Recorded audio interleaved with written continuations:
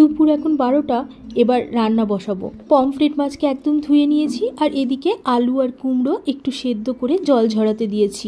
এই যে মশলাগুলো কেটে আমি একদম রেডি করে নিয়েছি। গত রবিবার মানুষ বাজার থেকে অনেক কিছু মাছের মধ্যে এই পমফ্রেট মাছও নিয়ে এসেছিল। সাধারণত পমফ্রেট মাছ আনলে আমি ওই সর্ষে বাটা দিয়ে ঝালটাই বানাই। ওই একঘেয়ে রান্না থেকে বেরিয়ে আজ ভাবলাম একটু নতুনত্ব কিছু করে দেখি তো কেমন লাগে।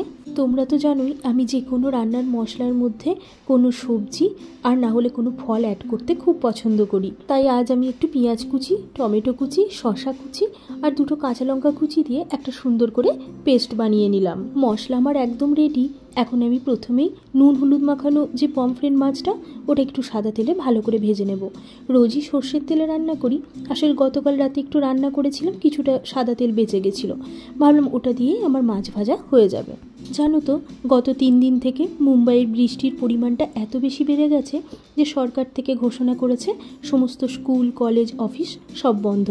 যারা প্রাইভেট অফিসে চাকরি করে তারা বাড়িতে এখন বেশিরভাগ ওয়ার্ক ফ্রম হোম করছে। আমরা যদিও একটু বেশি ভেতরের দিকে থাকি, কিন্তু যাদের বাড়ি সমুদ্রের ধারে তারা হয়তো একটু বেশি চিন্তার মধ্যে আছে। ন্যানো সেই জন্য আজকে বাড়িতেই আছে। পমফ্রেট মাছগুলো এতটাই চ্যাপ্টা আর বড় যে আমি এটাকে দুবারে ভেজে নিলাম। পুজো আসতে আর তো মাত্র কয়েকটা দিন বাকি, কিন্তু এখনও আমাদের যাওয়ার টিকিট কাটা হয়নি। আসলে মানুষেরও অফিসের এত বেশি কাজের চাপ বেড়েছে, তার সাথে বাচ্চাদের তো এখন প্রায় প্রতি মাসে স্কুলে পরীক্ষা।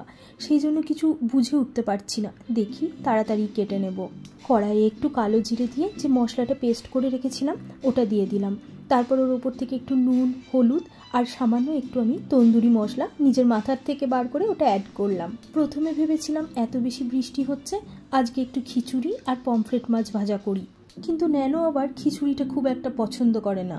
মশলাটাকে ভালো করে কষিয়ে নিয়ে পরিমাণ মতো জল দিয়ে একটু টেস্টের জন্য কাসুরি মেথি ছড়িয়ে দিলাম। এখন ভাজা মাছগুলো ওই গ্রেভির মধ্যে দিয়ে কিছুক্ষণ হতে দেব।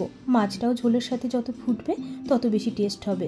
যেহেতু পমফ্রেট মাছটা একটু শুকনো শুকনো করব, সেই জন্য পাশে আমি একটু আলু আর কুমড়ো ভাতে দিয়ে নিয়েছি, যেটা আমি কালো জিরে, শুকনো লঙ্কা আর একটু কারি পাতা ফোড়ন দিয়েছিলাম। কারি পাতা আর শুকনো লঙ্কাকে কড়কড়ে করে ভেজে নিয়ে ভালো করে মাখলে না যে কোনো ভাতে বা ভর্তা খেতে খুব ভালো লাগে। এইদিকে পমফ্রেট মাছটাও কিন্তু আমার একদম কমপ্লিট। একটু মুখে টেস্ট করে দেখলাম, বেশ খেতে হয়েছে। পমফ্রেট মাছের ধারে পাখনার কাছে যে নরম কাঁটাটা থাকে ওটা আমার খেতে বেশ ভালো লাগে। আর ছুটি থাকলেও ন্যানো কিন্তু বেশ সকাল সকাল উঠেছে। আসলে স্কুলে যাওয়ার জন্য যে একটা অভ্যাস তৈরি হয়ে যায় না, ওইটার জন্যই ও উঠে পড়েছে। প্রথমে ভাবলাম সারাদিন বাড়িতে আছে, হয়তো একটু ঘ্যান ঘ্যান করবে, তা দেখি না, আজকে আর ওকে কিছু বলতেও হয়নি, নিজের মনের মতো করেই পড়তে বসে গেছে। চলো ন্যানোর খাবারটা তাড়াতাড়ি দিয়ে দিই, যাতে শেষে খেতে ভালো লাগে।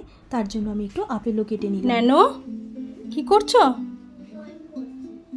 চলো আর হ্যান্ড ওয়াশ করো। খাবার নিয়ে এসেছি শোনা। না বাবু, টাইম হয়ে গেছে, হ্যান্ড ওয়াশ করে এসো। যাও যাও, হ্যান্ড ওয়াশ করে এসো, দিয়ে তারপরে আবার করবে।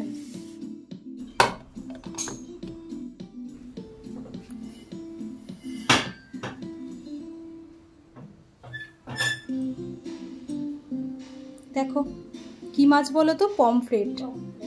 পাপা তোমার জন্য নিয়ে এসেছে। টেস্টি? আচ্ছা ভাতের সাথে একটু মাখিয়ে দেখো কেমন লাগছে। একটু ঝাল হয়েছে, একটু হালকা ঝাল না দিলে তো ভালো লাগবে না। আচ্ছা সাইড থেকে একটু ভাতে মাখিয়ে দেখো। হ্যাঁ, ওই জন্য যে শুকনো, যে ডাল করিনি।